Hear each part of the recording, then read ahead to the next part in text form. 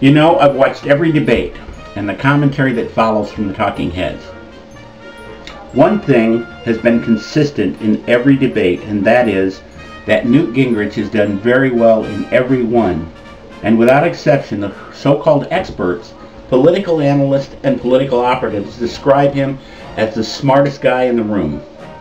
The problem is that it's almost always followed by a but. He's the smartest guy in the room, but he's got too much baggage. Who the hell doesn't have baggage? You got baggage, I got baggage, all God's children got baggage.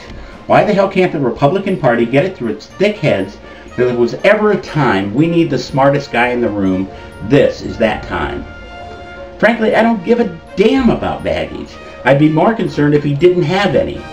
Having a little baggage makes him a lot more like me than Obama could ever hope to be. To listen to him, you'd think that he'd never had a bad idea in his life, and that every bad policy, every devastating foreign policy debacle, a jobless rate of 8.6%, and national economic nightmare is the fault of someone else in every single case. And then he hasn't had a hand in any of it. Kind of makes you wonder what the hell he has been doing if that was the case. I heard Ann Coulter today talk about Ronald Reagan's 11th commandment. She made the point that he only used that one time.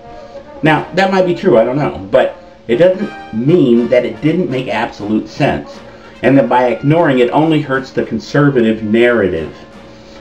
As far as I'm concerned, if you want to be my president, you better be able to win me over with your arguments, with your policy proposals, and with your view of the future of America.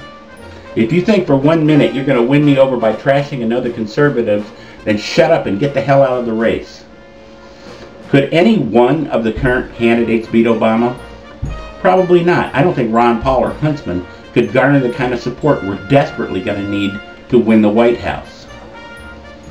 Perry is too weak in debates, and that's a concern. As much as I like Bachmann early on, I've come to see her campaign as a list of talking points and personal vignettes with a lot less substance than I'd hoped. Romney, well, conservatives in general have had a serious doubt about him as to just how conservative he really is, right from the very beginning. I live in Massachusetts, and regardless of his business background, my only question has been from the very beginning, just how conservative could any candidate be that managed to be elected governor of the Republic of Massachusetts?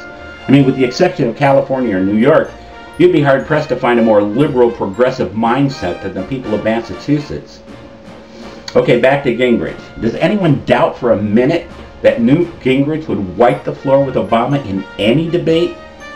His understanding of history and our place in it, his understanding of the Constitution, and his dedication to the rule of law, his rational, reasonable approach to the immigration problem, certainly leads me to believe that he understands that there are no shortcuts, no easy fixes, and that if we don't understand that on some level, there has to be a certain level of compromise if we have any hope at all of getting it under control. Someone once said that those who do not learn from history are doomed to repeat it. What better time could there be to have a historian in the White House? We like to talk about our founding fathers, what their intentions were, their dedication to creating a constitution that on the one hand empowered the federal government in our common defense, and on the other restricted their influence to specific enumerated powers, understanding that individual states were better equipped to deal with everyday business of the people.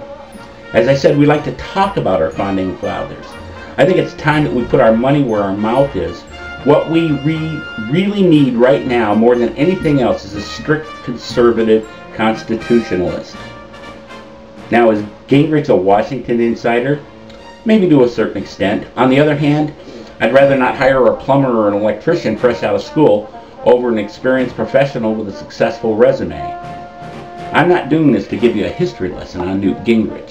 His history as Speaker isn't hard to research for those who really want to know. All I'll say on that is that if you take the time, you'll find that most of what you think you know is distorted almost beyond recognition. And that not only did he step down as Speaker voluntarily, the pressure on him by other Republicans in the time was exactly because he refused to play the typical bullshit Washington games. Is he brash? No question about it. Frankly, it's time we had another Republican that speaks his mind as he sees it and won't take the typical Washington bullshit sitting down. Now, we're all entitled to our opinions, and I certainly won't try to change yours if you're of a different mind. But speaking for myself, I think I prefer a president that understands America from a historical perspective, with just enough experience to maneuver the gauntlet of Congress, the Democratic Party, the bought and paid for opposition of the mainstream media, and the understanding that this country's best hope, not only for our own domestic tranquility, but from the perspective of the rest of the world, is to lead from a position of strength. For me, anyway, it's just common sense.